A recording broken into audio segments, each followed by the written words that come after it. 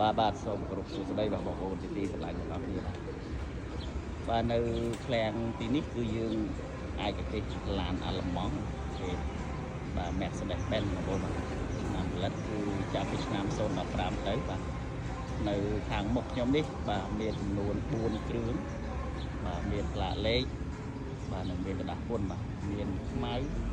និងមានសបងប្អូនបាទឆ្នាំផលិតឆ្នាំ015ទាំង4គ្រឿងតែម្ដងបងប្អូនចឹងបងប្អូនដែលស្រឡាញ់ភេទឡាន Luxury Car ប្រភេទឡានតំណិតគឺឡានអាឡឺម៉ង់បងប្អូនបាទឡាននេះគឺប្រភេទឡានអភិជនបាទសម្រាប់អ្នកមានលទ្ធភាពបាទចឹងបងប្អូនមើលលេងជាមួយខ្ញុំបាទ1នាទី2នាទីទៅឡាននៅក្នុងឃ្លាំងបាទ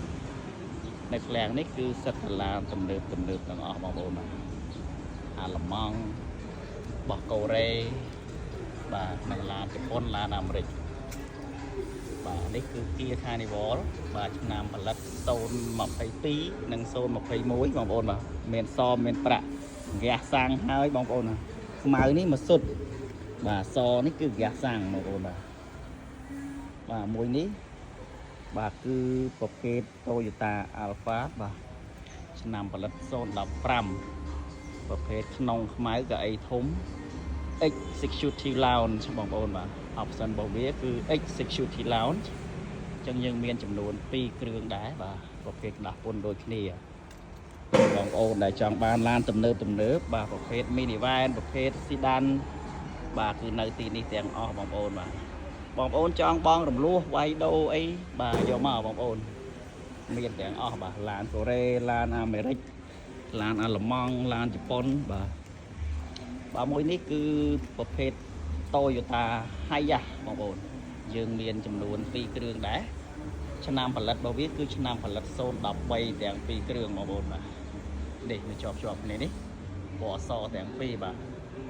ឡាននេះគឺ V4 ម៉ាស៊ីន4លេខអូតូប្រើសាំងបងប្អូនបាទប្រភេទវាគឺប្រភេទ15កៅអីបាទកៅអី15អញ្ចឹងបងប្អូនដែលចង់បានឡានប្រភេទនេះបាទយកទៅដឹកអ្នកដំណើរឬមួយក៏ដាក់ក្រុមហ៊ុនរោងចក្រសហគ្រាសអីបាទគឺអេមបាទប្រភេទ Toyota Hiace នេះបាទលេខអូតូប្រើសាំងបាទប្រភេទ15កៅអីបងប្អូនបាទ V4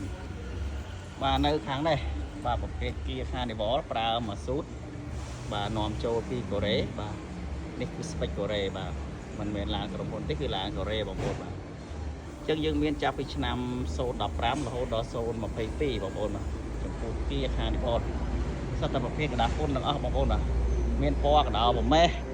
បាទមានពណ៌ស្លាបក្អែកបាទនឹងមានពណ៌ខ្មៅហើយនឹងមានពណ៌សបាទអញ្ចឹងមាន3 4ពណ៌